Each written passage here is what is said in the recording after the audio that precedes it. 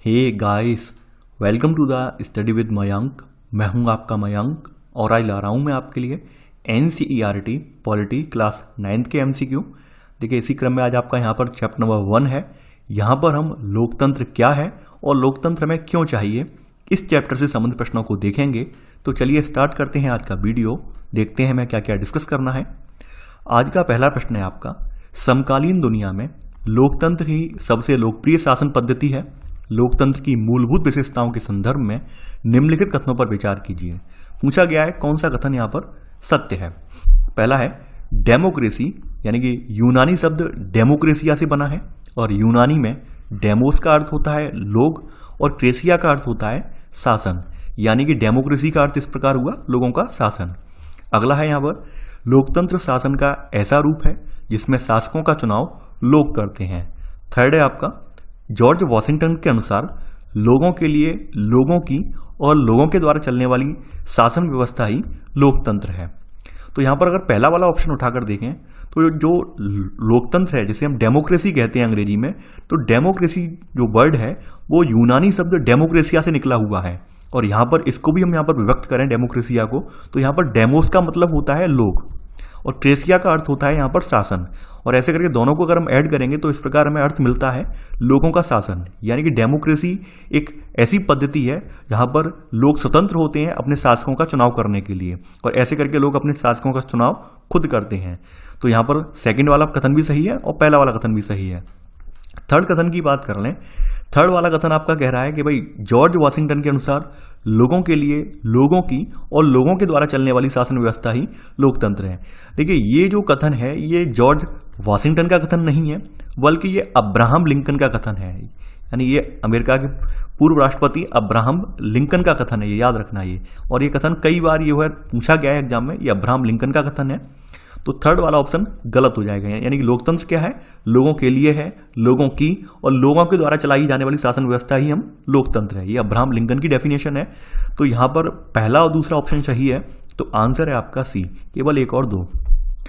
Question number second है आज आपका, समकालीन दुनिया की हर सरकार, चाहे वह लोकतांत्रिक हो या ना हो, खुद को लोकतांत्रिक कहलाना चाहती है, परंतु बहुत से देश ऐसे भी हैं जो लोकतंत्र को महत्व ही नहीं देते।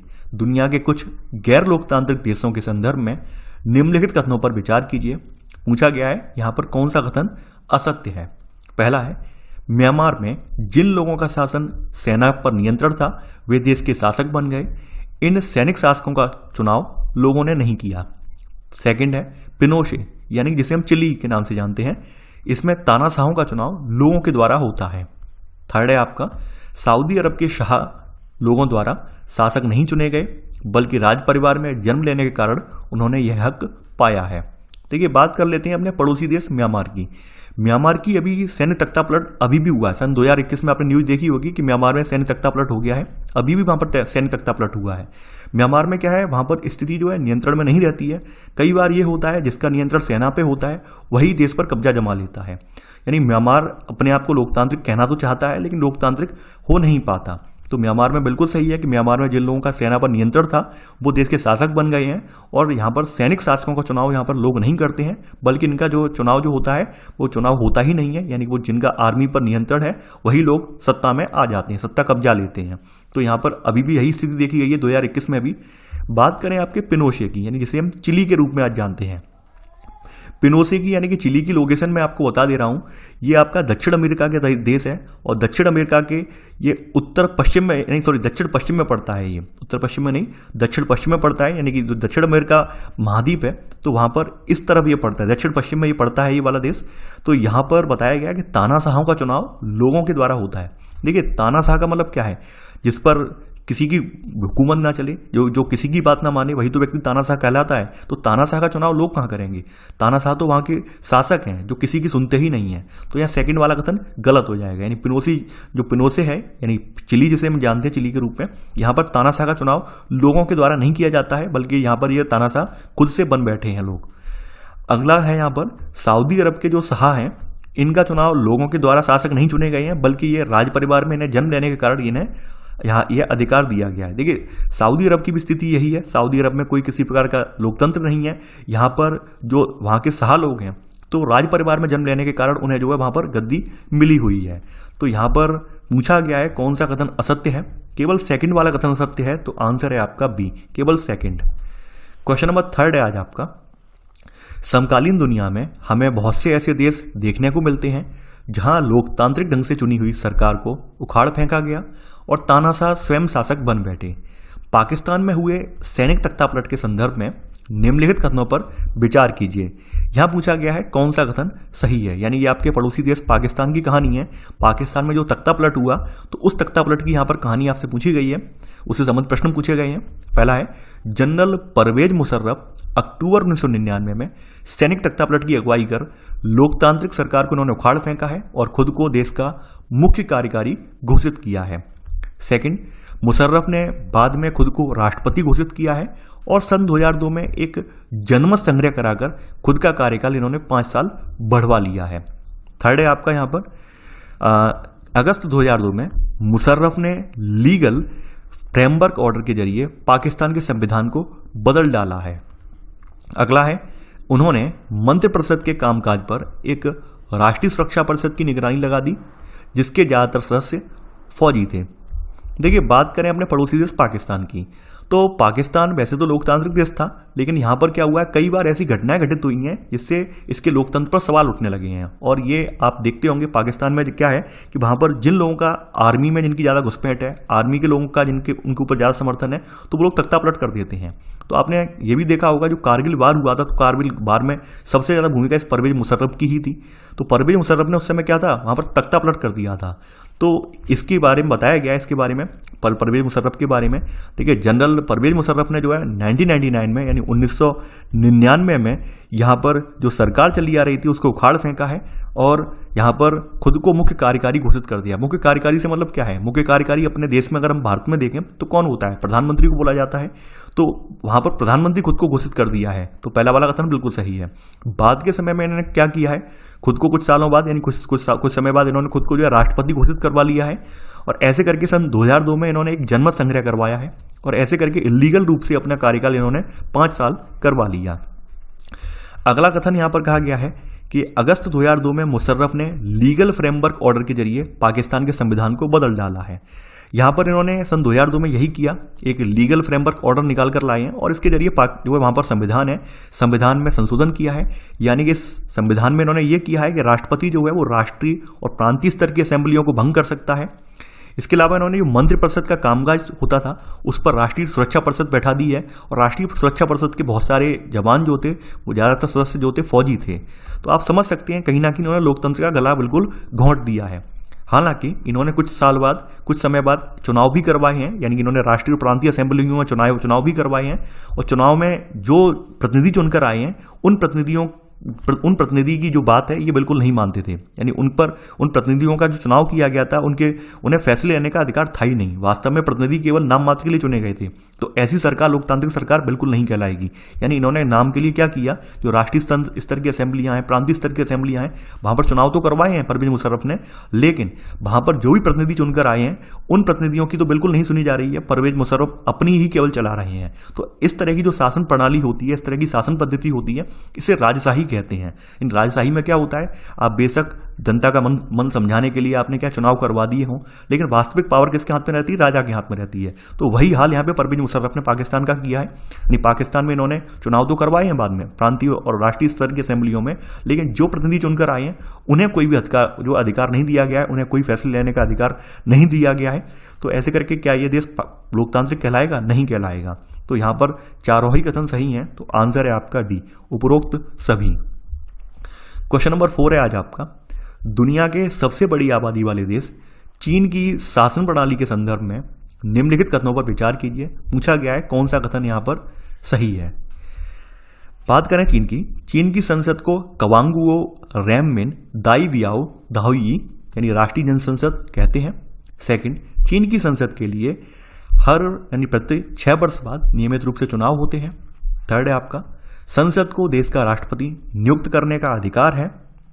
आगे बढ़ते हैं, चुनाव लड़ने से पहले सभी उम्मीदवारों को चीनी कम्युनिस्ट पार्टी से मंजूरी लेनी होती है और सरकार सदा इसी पार्टी की ही बनती है।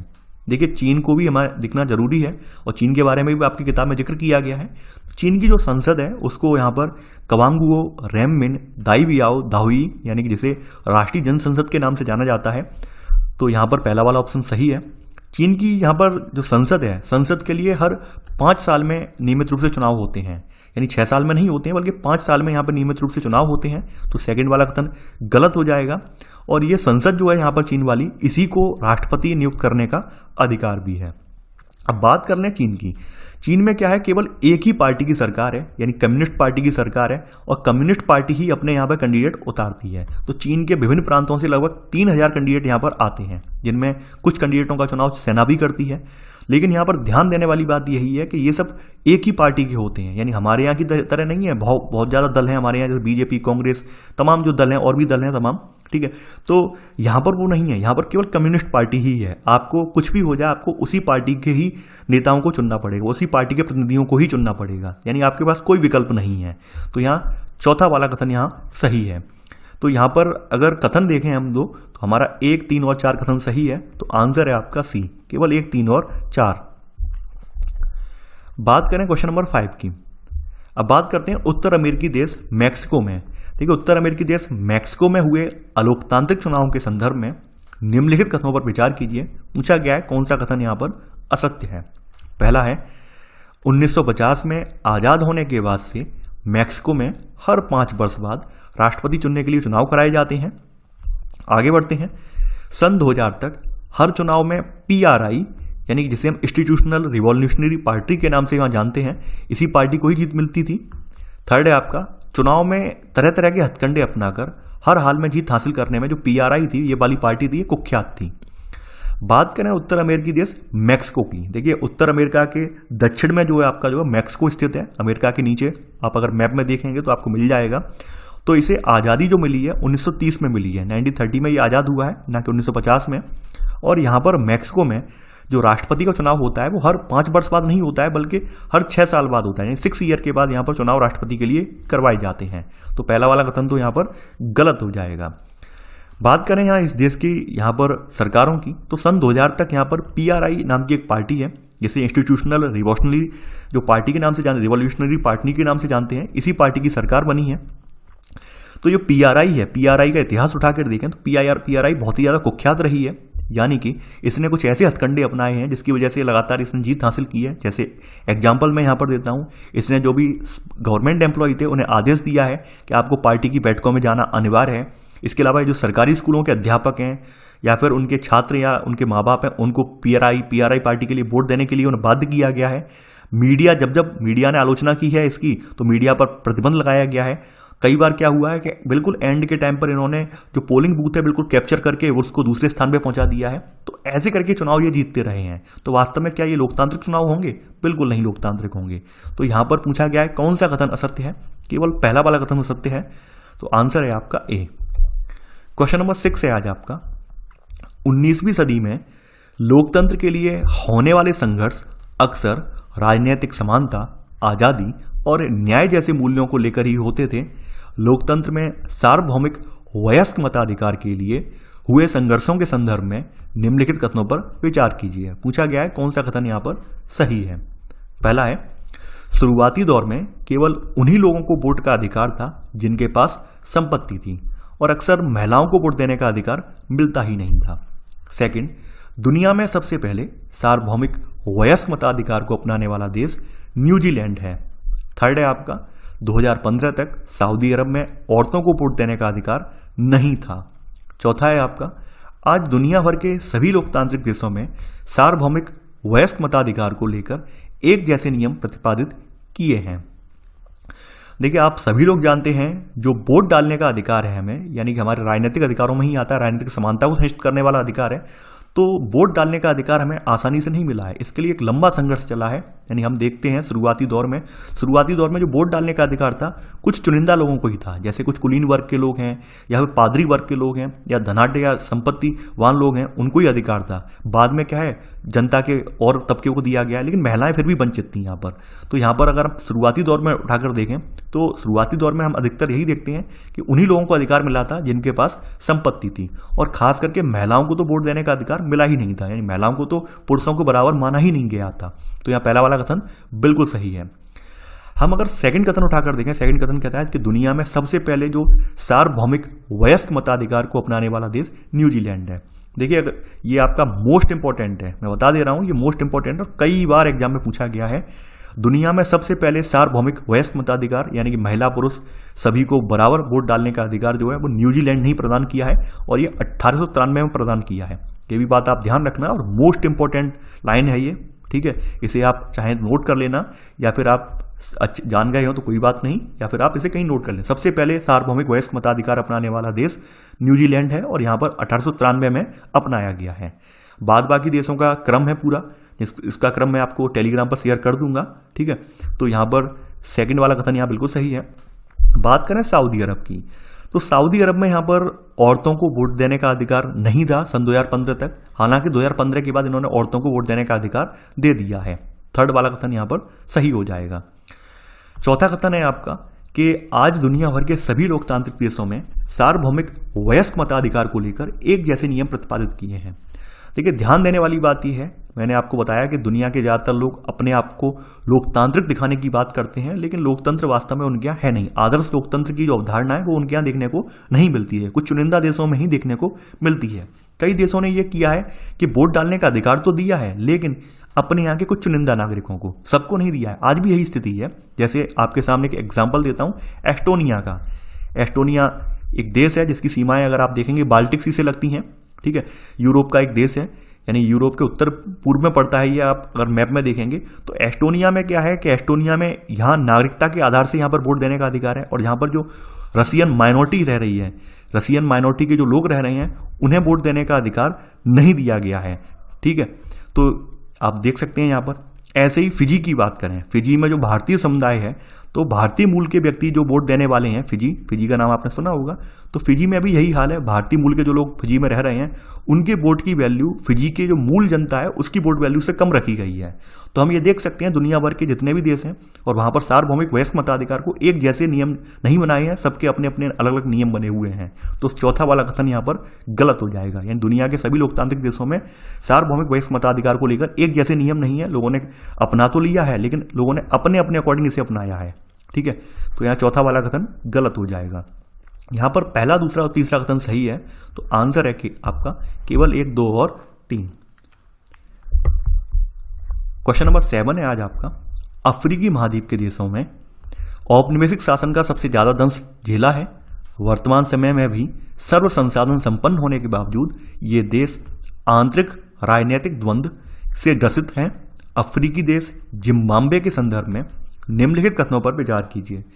यहां पूछा गया है कौन सा कथन असत्य है। देखिए, यहां पर आपको मैं बता दूं, जैसे द्वंद्व शब्द आया है, हम लोग जो होते हैं वो क्या करते हैं, हम लोग जो हिंदी वाला टाइपिंग वाला है वो हम लोगों को नहीं आता है। आपको बता दूं, मेरी टीम में किसी को नहीं आता, मुझे भी नहीं आती, हिंदी टाइपिंग नहीं आती है।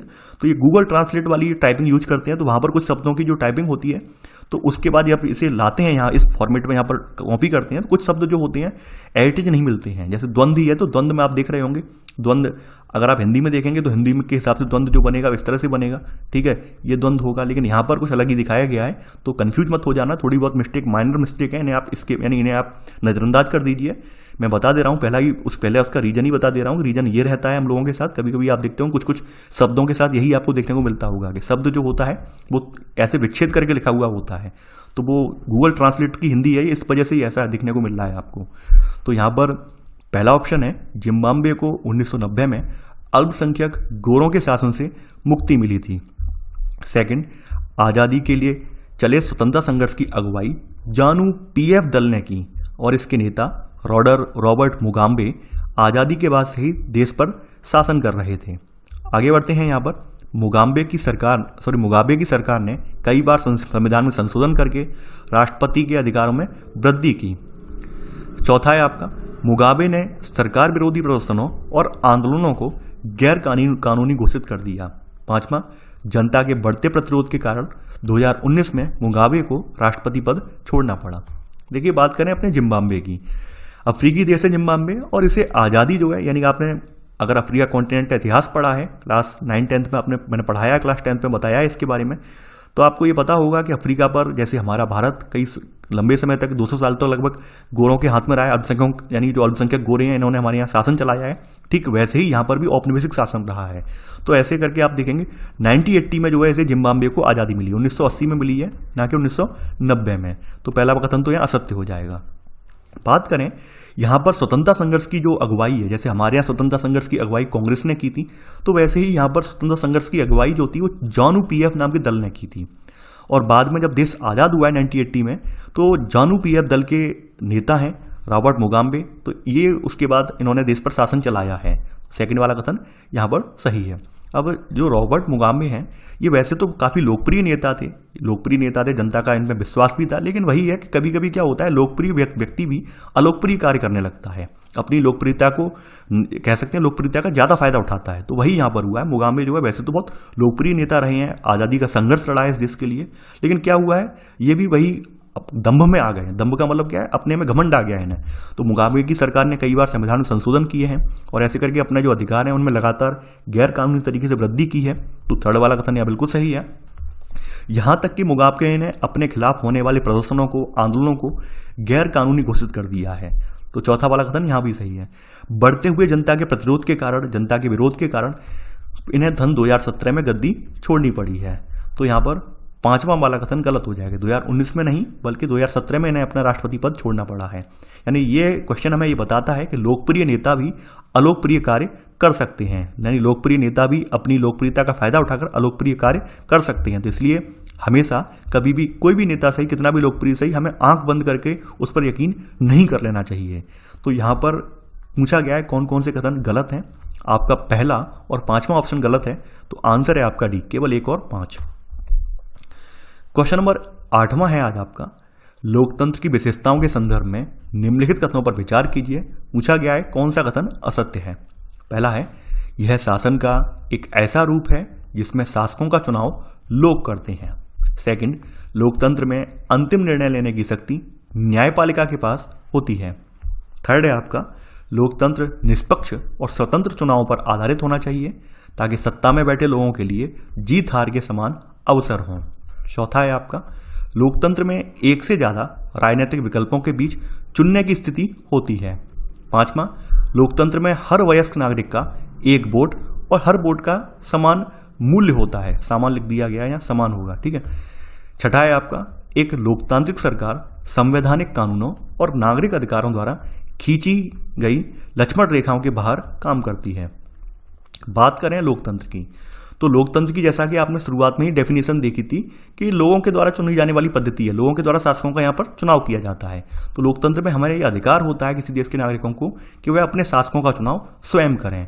और ये शासकों का जो चुनाव किया जाता है वो चुनाव की एक पूरी पद्धति होती है जो कि किसी देश के संविधान में दर्ज होती है कि किस पद्धति से शासकों का चुनाव किया जाएगा और शासक होंगे कौन और शासकों का कार्यकाल क्या होगा, ये देश का संविधान बताता है। संविधान में जो कानून दिए हुए हैं उन्हीं के अकॉर्डिंग जो है ये सब चीजें होती हैं। जैसे हमारे यहाँ देश में भी संविधान में लिखा हुआ है कि कौन शासक कैसे चुना जाएगा, चुनाव करने वाले व्यक्ति कौन होंगे, कितना कार्यकाल होगा, सब चीज लिखी हुई है। तो ये हमें संविधान बताता है, ठीक है। तो यहाँ पर लोकतंत्र है गया कि यहाँ पर शासकों का चुनाव लोग करते हैं। तो पहला वाला कथन बिल्कुल सही है। सेकंड है, लोकतंत्र में अंतिम निर्णय लेने की शक्ति न्यायपालिका के पास होती है। देखिए सेकंड वाला कथन गलत है, क्योंकि लोकतंत्र में क्या है कि ज्यादातर देशों के बाद प्रतिनिधि मूलक लोकतंत्र है। प्रतिनिधि मूलक का मतलब क्या है, ये कुछ हजार या कुछ लाख जनता पर एक प्रतिनिधि चुनना होता है और ये प्रतिनिधि जो बाद बाकी जनता जिनसे चुनकर भेजा है इसकी तरफ से डिसीजन लेता है, फैसले लेता है। तो यहाँ पर लोकतंत्र में अंतिम निर्णय लेने की शक्ति जो होती है वो प्रतिनिधियों की होती है, जनप्रतिनिधियों की होती है, ना कि न्यायपालिका की। यानी जो भी जनप्रतिनिधि चुनकर गए हैं तो वो यहाँ पर अपना डिसीजन लेंगे, ठीक है। ऐसे करके संसद में बहस वगैरह होती है और संसद में ऐसे करके वो लोग डिसीजन लेते हैं, ना कि न्यायपालिका डिसीजन लेती है। क्योंकि यहाँ पर लोकतंत्र में यही जो जनप्रतिनिधि हैं यही वास्तव में जवाबदेही होते हैं। तो डिसीजन लेने की शक्ति इन्हीं के पास होती है, ना कि न्यायपालिका के पास। तो सेकंड वाला कथन गलत हो जाएगा। थर्ड है आपका, लोकतंत्र निष्पक्ष और स्वतंत्र चुनाव पर आधारित होना चाहिए ताकि सत्ता में बैठे लोगों के लिए जीत हार के समान अवसर हों। यह हकीकत बात है। यानी कि यहाँ पर ऐसा नहीं होना चाहिए जैसा कि आपने अन्य देशों में देखा। अभी पीछे आपने देखिए एग्जाम्पल कि जानू पीएफ दल ने कैसे किया, कैसे मतलब आप देखें जानू पीएफ दल के अलावा भी पीछे की तरफ आप जब जाएंगे वहाँ पर मैक्सिको का चुनाव वगैरह देखेंगे तो वहाँ पर देखेंगे किस तरह से वहाँ पर जो है गड़बड़ियाँ हुई हैं चुनाव में। तो उस तरह की गड़बड़ियाँ नहीं होनी चाहिए। यानी कि सत्ता में जो भी व्यक्ति बैठे हैं वो जो चुनावी में मुकाबला होना है वो निष्पक्ष और स्वतंत्र रूप से होना चाहिए। लोगों के ऊपर बाध्य नहीं होना चाहिए, लोगों को बाध्य नहीं किया जाना चाहिए कि आप हमें ही वोट डालो, या फिर ऐसा भी नहीं हो कि सामने वाली पार्टी को बिल्कुल खत्म ही कर दें, ऐसा बिल्कुल ना हो। तो हमें बिल्कुल निष्पक्ष स्वतंत्र चुनाव करवाए जाने चाहिए, यही लोकतंत्र की निशानी है। तो थर्ड वाला कथन यहाँ पर सही है। चौथा है कथन, लोकतंत्र में एक से ज्यादा राजनीतिक विकल्पों के बीच चुनने की स्थिति होती है। देखिए ये हकीकत बात है। यानी कि मान लीजिए चाइना अपने आप को लोकतांत्रिक कहे, लेकिन चाइना में लोकतंत्र है ही नहीं। यानी आप केवल एक कम्युनिस्ट पार्टी की सरकार है और उसी पार्टी में से आपको चुनना है, तो ये लोकतंत्र कहाँ हुआ। कम से कम 2 विकल्प तो दें, कम से कम 2 विकल्प तो होने ही चाहिए। हमारे भारत की स्थिति इस मामले में बेटर है, हमारे यहाँ तो तमाम विकल्प दिए गए हैं और यहाँ तक कि निर्दलीय तक का ऑप्शन दिया गया है। यानी आप अगर किसी पार्टी से बिलोंग नहीं करते हैं तो भी आप निर्दलीय पर्चा फाइल कर सकते हैं। तो हमारे यहाँ ऑप्शन तमाम दिए गए हैं। तो यहाँ पर लोकतंत्र वही है कि जहाँ पर राजनीतिक विकल्पों के बीच चुनने की स्थिति होती है। ये नहीं है कि केवल एक ही आदमी है, इसी के आगे मोहर लगानी है आपको, नहीं, एक ही दल के 2 लोग हैं और इनके आगे मोहर लगानी है, ये बिल्कुल नहीं होना चाहिए। तो चौथा वाला कथन यहाँ पर बिल्कुल सही है। 5वां है, लोकतंत्र में हर वयस्क नागरिक का 1 वोट और हर वोट का समान मूल्य होता है। देखिए लोकतंत्र में जो वोट है वो हर नागरिक को मिला होता है, यानी जो भी वयस्क नागरिक हैं, जो भी यहाँ पर अपने देश के नागरिक हैं, उन सभी को वोट देने का अधिकार होता है। और यहाँ पर वोट का मूल्य भी समान होता है। जैसे कुछ देशों ने वही किया है कि बाहरी देश के व्यक्ति हैं उनके वोट का मूल्य कम है, जबकि अपने यहाँ के नागरिकों का वोट मूल्य ज़्यादा है। हमारे यहाँ ऐसा नहीं है। हमारे यहाँ जो भी प्रत्यक्ष रूप से निर्वाचन होता है, प्रत्यक्ष रूप से चुनाव होते हैं, जहाँ जहाँ पर जनता वोट डालती है, उन सभी में जनता का जो नागरिक हैं उन सभी के वोट का वैल्यू समान है। हालांकि कुछ जगहों पर जैसे राष्ट्रपति का निर्वाचन हुआ, उपराष्ट्रपति का हुआ, तो राज्यसभा का हुआ, तो वहाँ पर थोड़ा हम इनडायरेक्ट तरीका अपनाते हैं। लेकिन हमने जो हमारे जैसे लोकसभा के इलेक्शन में, विधानसभा के इलेक्शन में, ठीक है, आपके निचले लेवल की जो है आपकी ग्राम सभा वगैरह है, नगर पंचायत वगैरह, इन सब में डायरेक्ट ही होता है। ठीक है, तो यहाँ पर 5वां कथन यहाँ पर बिल्कुल सही है। 6वां है, 6वें को ध्यान से पढ़ना है आपको, कि एक लोकतांत्रिक सरकार संवैधानिक कानूनों और नागरिक अधिकारों द्वारा खींची लक्ष्मण रेखाओं के बाहर काम करती है। जी नहीं, आपने कानून का शासन पढ़ा था, आपने प्रीवियस जो चैप्टर पढ़े हैं क्लास 8, 7, 8, वहाँ पर आपने एक बात जानी थी, कानून का शासन। चाहे मैं सही, चाहे देश का कोई भी आम नागरिक सही, या राष्ट्रपति सही, प्रधानमंत्री सही, इवन इफ सत्ताधारी पार्टी भी सही, वो भी कानून के दायरे में रहकर ही काम करेगी, वो भी संविधान के नियमों के अकॉर्डिंग ही काम करेगी, उनका उल्लंघन नहीं करेगी। संविधान के जो नियम है, जो भी आपके राइट मिले हुए हैं, सिविल राइट मिले हुए, उन्हीं को देखते हुए काम करेगी। ऐसा नहीं है कि इन सबसे हटके अपना अलग ही काम चलाए कि अब तो हम ही भगवान हैं, ऐसा बिल्कुल नहीं होना चाहिए। यानी कि अगर मान लीजिए कोई पार्टी चुनाव जीत के आ जाए और वो यही सोचे कि अब तो हमारे ऊपर ही सब कुछ है, ऐसा बिल्कुल नहीं होगा। आपको संविधान के दायरे में रहकर ही काम करना होगा। तो 6वां काम जो कथन है वो गलत हो जाएगा। यहाँ पर कहा गया बाहर काम करती नहीं, इनके भीतर रहकर काम करती है, ना कि बाहर रहकर काम करे। तो यहाँ पर पूछा गया है कौन सा कथन असत्य है। यहाँ पर दूसरा और 6वां कथन असत्य है, तो आंसर है डी, केवल 2 और 6। क्वेश्चन नंबर 9 है आज आपका, अधिकांश लोग लोकतंत्र की व्यवस्था को आदर्श नहीं मानते, इसके खिलाफ दिए गए तर्कों के संदर्भ में निम्नलिखित कथनों पर विचार कीजिए। पूछा गया है कौन सा कथन सत्य है। पहला है, लोकतंत्र में बार बार होने वाला सत्ता परिवर्तन अस्थिरता पैदा करता है। सेकंड, लोकतंत्र में राजनीतिक नैतिकता और संवैधानिक नियमों की अनदेखी सत्ता पाने के लिए अक्सर होती है। थर्ड है आपका, इस व्यवस्था में हर मुद्दे को लेकर बहस और लंबी चर्चाओं का दौर चलता है, इसलिए सभी फैसले जल्दी से हो जाते हैं। चौथा है आपका, इसमें चुनावी लड़ाई महत्वपूर्ण और खर्चीली होती है, इसलिए इसमें भ्रष्टाचार होता है। 5वां, सामान्य लोग जनप्रतिनिधियों के चुनाव चयन में अच्छे और बुरे का फर्क कर पाने में असमर्थ होते हैं। देखिए यहाँ पर तमाम लोग इसके फेवर में तर्क नहीं देते। उनका मानना ये है कि लोकतंत्र एक आदर्श पद्धति नहीं है, लोकतंत्र एक ज़्यादा बेटर पद्धति नहीं है। तो उन्होंने इसके कुछ बताए हैं, खामियां बताई हैं, क्या क्या खामियां हैं। तो पहली खामी इसमें उन्होंने बताई है कि लोकतंत्र में जो बार बार सत्ता परिवर्तन होता है, कई बार क्या होता है आपने देखा होगा, जैसे तैसे गठबंधन करके पार्टियां सरकार बना लेती हैं और बीच में ही किसी पार्टी ने गठबंधन अपना कह दिया कि हम गठबंधन अपना तोड़ रहे हैं, तो ऐसे में सरकार गिर जाती है। यानी कि राजनीतिक अस्थिरता का माहौल पैदा होता है। कोई भी योजनाएं वगैरह हैं उनका क्रियान्वयन वगैरह पूरा नहीं हो पाता है, या फिर योजनाएं जब जो उन्हें इंप्लीमेंट करना होता है जब सरकार चेंज हो जाती है। तो कहीं ना कहीं यहाँ पर हम ये देखते हैं सत्ता परिवर्तन जो बार बार होता है इससे एक अस्थिरता का माहौल रहता है, देश में जो देश की जो शासन पद्धति है वो भी यहाँ पर प्रभावित होती है। तो ये बात बिल्कुल सही है। तो पहला वाला कथन यहाँ पर बिल्कुल सही है। सेकंड है, लोकतंत्र में राजनीतिक नैतिकता और संवैधानिक नियमों की अनदेखी सत्ता पाने के लिए अक्सर होती है। देखिए आपने देखा होगा कि तमाम लोग जो है आपने देखा होगा वोट के दौरान चुनाव राजनीति यानी जो इलेक्शन के दौरान गलत तरीके के या गलत हथकंडे अपनाते हैं, फर्जी वोट वगैरह करवाते हैं, शराब वगैरह और भी बहुत सारे तरीके होते हैं, वोट खरीदने की कोशिश करते हैं, पैसे के जरिए लोगों को तमाम प्रलोभन देते हैं। तो कहीं ना कहीं आप देखते होंगे लोकतंत्र में ये सब चीजें एक आम बात है। बेशक यहाँ पर लोकतंत्र में आपने देखा होगा चुनाव के लिए आचार संहिता वगैरह बनी हुई है, लेकिन फिर भी ये सब घटनाएं रुक नहीं रही हैं। आज के परिवेश में भी आप कोई भी इलेक्शन उठा के देख लें, अभी आप देखेंगे हाल में ही अभी जो है यूपी वगैरह में अभी जो ग्राम सभा के इलेक्शन है तो ग्राम सभा लेवल पर सबसे ज्यादा वजह आपको देखने को मिलेगा। तो कहीं ना कहीं आप देखते हैं लोकतंत्र में राजनीतिक नैतिकता और संवैधानिक नियमों की अनदेखी लोग सत्ता पाने के लिए करते हैं। तो ये होती भी है, सरकार तमाम लगाम लगाने की कोशिश करती है, तमाम कानून बनाए गए हैं, लेकिन फिर भी ये सब ताक पर रख दिए गए हैं। थर्ड है आपका, इस व्यवस्था में हर मुद्दे को लेकर बहस और लंबी चर्चाओं का दौर चलता है, इसलिए सभी फैसले जल्दी से हो जाते हैं। देखिए लोकतंत्र में क्या है, लोगों का शासन है, तो लोगों के शासन में क्या है कि जो भी फैसले लेंगे वो लोग लेंगे। लोग से मतलब क्या है कि हमने अपने देश में प्रतिनिधि मूलक लोकतंत्र अपनाया है, यानी कि हम लोग क्या करते हैं अपने प्रतिनिधियों का चुनाव करते हैं और प्रतिनिधि जो होते हैं वो हमारी तरफ से संसद में या विधानसभाओं में डिसीजन लेते हैं। तो वहां पर क्या होता है, किसी मुद्दे को लेकर किसी कानून को लेकर एक लंबी बहस चलती है, उसके उपरांत वहां पर कोई निष्कर्ष निकलता है। तो जब कोई बहस चलेगी, कोई चर्चा चलेगी, तो ऑब्वियस सी बात है रिजल्ट तत्काल तो नहीं आएगा, क्योंकि वहां पर सभी की राय चाहिए, सभी की से मतलब 50% से ज्यादा लोग तो उसके फेवर में होने चाहिए।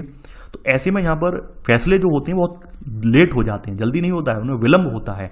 तो थर्ड कथन गलत हो जाएगा। यहाँ पर लिखा हुआ बहस और लंबी चर्चाओं का दौर चलता है, इसलिए सभी फैसले जल्दी हो जाते हैं। नहीं, जल्दी नहीं होते, उनमें बहुत विलंब होता है, बहुत देरी होती है। चौथा है आपका, इसमें चुनाव लड़ाई महत्वपूर्ण और खर्चीली होती है, इसलिए हम इसमें भ्रष्टाचार होता है। जैसा कि आपने बताया था, यहाँ पर मैंने बताया कि राजनीतिक नैतिकता जो है संवैधानिक नियमों की अनदेखी होती है। तो इसमें क्या होता है, चुनाव जीतने के लिए लोग तरह तरह के हथकंडे अपनाते हैं तमाम तरह से, यानी मैंने वही शराब बटती है गाँव में, या फिर बहुत सारी चीज़ें होती हैं। तो ऐसे करके यहाँ पर कहीं ना कहीं करप्शन यहाँ पर बहुत ज़्यादा देखने को मिलता है। तो चौथा वाला कथन यहाँ पर बिल्कुल सही है।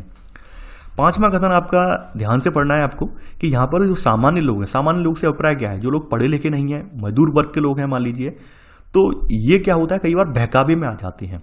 आपने देखा होगा कई बार क्या होता है, लोग मान लीजिए वोट डालने जा रहे हैं पार्टी ए के लिए, उन्हें मन बना लिया है कि पार्टी ए के कैंडिडेट को मैं चयन करना है, लेकिन बीच में ही जाके उन्हें 4 लोग और मिल गए, माइंड उनका डाइवर्ट हो गया, वो बी वाले पे वोट डाला।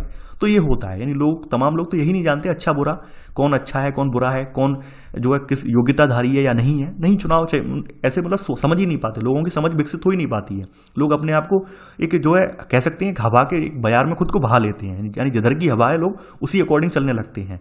तो ये यहाँ पर देखने को मिलता है कि लोग अच्छे बुरे में फर्क करना यहाँ पर भूल जाते हैं, असमर्थ हो जाते हैं। कुछ हमारे जो भोले वाले लोग हैं वो बहकावे में आ जाते हैं। तो यह पांचवा वाला कथन भी यहाँ पर सही है। आपका पहला, दूसरा, चौथा और पांचवा कथन सही है, तो यहां पर आंसर होगा डी, यानी केवल 1, 2, 4 और 5। तीसरा ऑप्शन यहां पर गलत है। क्वेश्चन नंबर 10 है आज आपका, लोगों की जरूरत के अनुरूप आचरण करने के मामले में लोकतांत्रिक शासन प्रणाली किसी अन्य शासन प्रणाली से बेहतर है, इसके पक्ष में दिए गए तर्कों के संदर्भ में निम्नलिखित कथनों पर विचार कीजिए। पूछा गया है कौन सा कथन सत्य है। पहला है, यह शासन का अधिक जवाबदेही वाला स्वरूप है। सेकंड, लोकतंत्र बेहतर निर्णय की संभावना बढ़ाता है। थर्ड है, लोकतंत्र मतभेदों और टकरावों को संभालने का तरीका उपलब्ध कराता है। चौथा है आपका, लोकतंत्र नागरिकों का सम्मान बढ़ाता है। पांचवा, लोकतंत्र में हमें अपनी गलती ठीक करने का अवसर भी मिलता है। देखिए पहला कथन अगर आप देखें तो लोकतंत्र में सबसे इंपॉर्टेंट है जवाबदेहिता, यानी कि जो भी आप जिस भी प्रतिनिधि को चुन रहे हैं उससे सवाल करने का आपको हक है। आप पूछ सकते हैं भाई आपने हमारे क्षेत्र में क्या काम किया है, ठीक है। यानी कि लोग जो भी प्रतिनिधि चुने जाते हैं वो जवाबदेह होते हैं, जो भी सरकार बनती है वो जवाबदेह होती है लोगों के प्रति कि हमने क्या काम किया है, हमारे कार्यकाल में क्या क्या काम हुआ। तो यहाँ पर सबसे इंपॉर्टेंट बात यही है, यह शासन का सबसे अधिक जवाबदेही वाला स्वरूप है। यहाँ पर हम शासकों से जो प्रश्न कर सकते हैं कि आपने हमारा काम किया या नहीं किया, हमारे क्षेत्र में विकास कार्य हुआ है या नहीं हुआ है। आप उन्हें जो है कह सकते हैं, जब यानी पूरी पब्लिक में आप उन्हें जो है हाईलाइट कर सकते हैं, पब्लिकली उनसे पूछ सकते हैं, आपको अधिकार है ये यहाँ पर। दूसरी बात यह है लोकतंत्र बेहतर निर्णय की संभावना बढ़ाता है। बेहतर निर्णय का मतलब क्या है, क्योंकि यहाँ पर जो जनता है वो स्वतंत्र होती है, जनता के ऊपर कोई दबाव नहीं होता है किसी प्रकार का कि भाई आपको यहाँ पर राजा के अकॉर्डिंग ही यहाँ पे वोट डालना, ऐसा कुछ भी नहीं है। आप अपनी मर्जी से, यानी आपको जो सही लगे, आपको जो लगे कि जो ये हमारे देश का विकास करेगा, हमारे क्षेत्र का विकास करेगा, क्षेत्र में जो है जो कार्य हैं विकास कार्य, उन कार्यों को करवाएगा, तो आप यहाँ पर आप देखेंगे कि यहाँ पर लोकतंत्र बेहतर निर्णय की संभावना बढ़ाता है। यानी और दूसरी बात क्या है, यहाँ पर समावेशी रूप से सब काम करते हैं, यानी जनता भी यहाँ पर मिलकर काम कर रही है, ऊपर से यहाँ पर प्रतिनिधि भी हैं, सरकारें भी हैं, मिलकर काम कर रही हैं, तो कहीं ना कहीं यहाँ पर बेहतर निर्णय की संभावना निकल कर आती है। तो सेकंड वाला कथन बिल्कुल सही है। थर्ड है लोकतंत्र मतभेदों और टकरावों को संभालने का तरीका उपलब्ध कराता है। देखिए हमारा देश एक विविधतापूर्ण देश है, यहाँ पर तमाम धर्म, तमाम जातियाँ, विविध संप्रदायों को मानने वाले लोग रहते हैं। तो लोकतंत्र में क्या है, हमारे यहाँ हमारे जो संविधान निर्माता थे उन्हें ये बात मालूम थी कि कहीं ऐसा ना हो कि बहुसंख्यक वाले लोग हैं अल्पसंख्यकों को दबा लें, तो ऐसा ना हो, तो इन्होंने क्या किया, हमारे यहाँ कुछ चीज़ों के लिए उन्होंने रिजर्वेशन वाला प्रावधान भी रख दिया। यानी आप भी देखते होंगे कि कुछ सीटें जो होती हैं रिजर्व कर दी जाती हैं। तो ऐसे करके क्या होता है कि हमारे यहाँ अल्पसंख्यक समुदाय या अन्य समुदाय उनके अधिकार भी यहाँ पर बने रहते हैं। दूसरी बात क्या है, दूसरी बात यह है कि हमारे यहाँ किसी मुद्दे को लेकर, चाहे संसद में हो या राज्य की विधानसभाओं में हो, वहाँ पर एक लंबी बहस चलती है।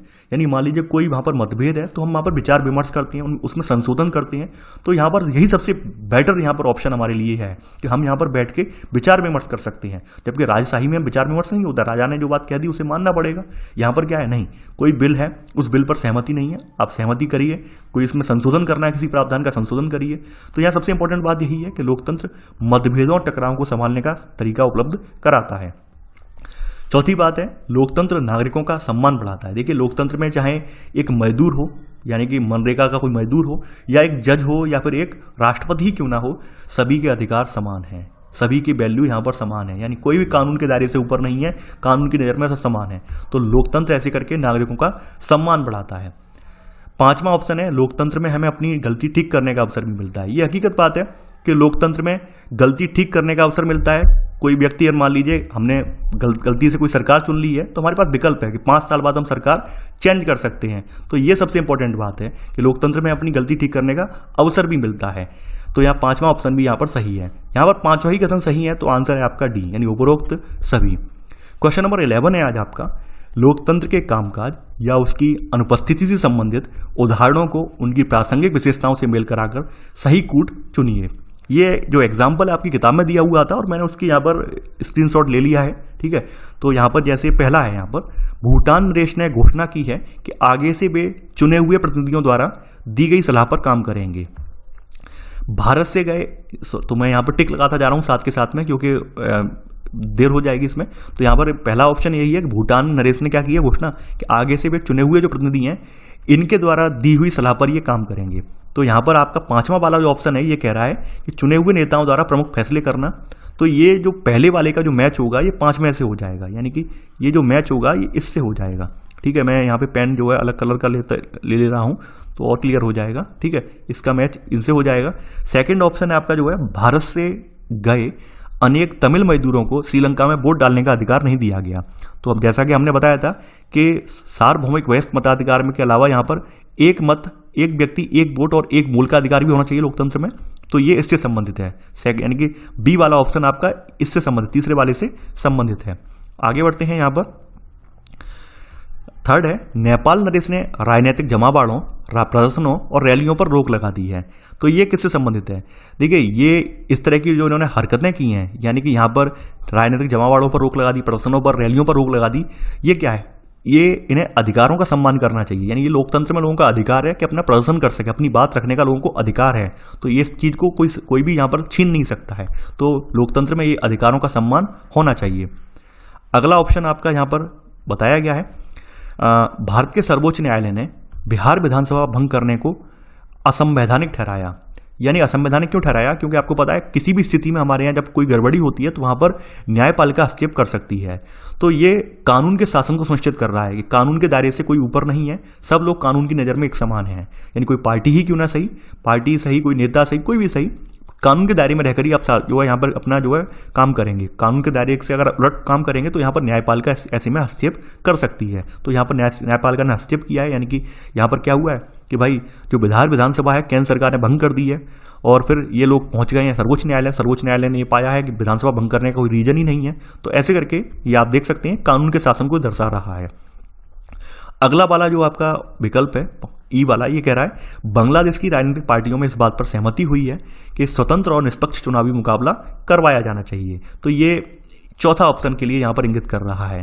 तो यहाँ पर अगर हम मैच कर लें तो आपका ए वाले का यहाँ पर 5वां है, ठीक है, यहाँ पर क्योंकि अगले पेज पर लिखा हुआ है, और आपका बी वाले का ऑप्शन जो है वो तीसरा है, ठीक है, बी वाले का 5वां यानी कि ए का 5वां, बी का तीसरा है। सी वाले का ऑप्शन आपका देखें तो दूसरा है सी वाले का। डी वाले का आपका जो ऑप्शन है वो पहला है, और ई वाले का ऑप्शन जो है यहाँ पर आप देखेंगे ये चौथा है, यानी कि 5 3 2 1 4। तो यहाँ पर आपका ऑप्शन सी सही है, जिसमें 5 3 2 1 4, ठीक है। तो ऐसे करके ये था आज आपका वीडियो। आई होप आपको आज का वीडियो पसंद आया होगा। मैं आशा यही करता हूं कि जो प्रश्न संग्रह है हम यहाँ पर पूरी तरह से कोशिश यही कर रहे हैं कि आपका पूरा चैप्टर कवर हो जाए, पूरा टॉपिक कवर हो जाए, और किसी भी कोने से कुछ भी चीज़ कंटेंट ना छूटे, और आपको पूरी जानकारी भी प्राप्त हो जाए। यानी हम यहाँ पर स्टैंडर्ड के साथ जो भी आपका यूपीएससी स्टैंडर्ड के क्वेश्चन है उसमें कोई समझौता नहीं कर रहे हैं, कोई जल्दबाजी नहीं कर रहे हैं, पूरा डिस्क्रिप्टिव वे में यहाँ पर क्वेश्चन ला रहे हैं। आप लोगों से हम यही आशा करते हैं कि आप लोग वीडियो को लाइक शेयर जरूर करेंगे, क्योंकि आप लोगों का जो रुझान है, आपकी प्रतिक्रिया ही है, वही हमें जो है बेटर करने के लिए प्रेरित करती है। अगर आप लोग अपना जो है यहाँ पर फीडबैक या अपना रुझान अगर नहीं दिखाएंगे, हम लोगों को समर्थन नहीं देंगे, तो यकीन मानिए हम लोगों का हौसला भी टूट जाएगा। तो आप लोग अपना समर्थन बनाए रखिए, आप लोग अपना जो है प्यार यहाँ पर बनाए रखिए, निरंतर आप अध्ययन भी करते रहिए और अपना फीडबैक जरूर दीजिए कि आपको वीडियो कैसा लगा। तो आई होप नेक्स्ट टाइम आपको जो वीडियो है सेकंड चैप्टर नंबर 2 भी जल्दी मिलेगा। तो चलिए आज के लिए बस इतना ही। Thanks for watching. जय हिंद।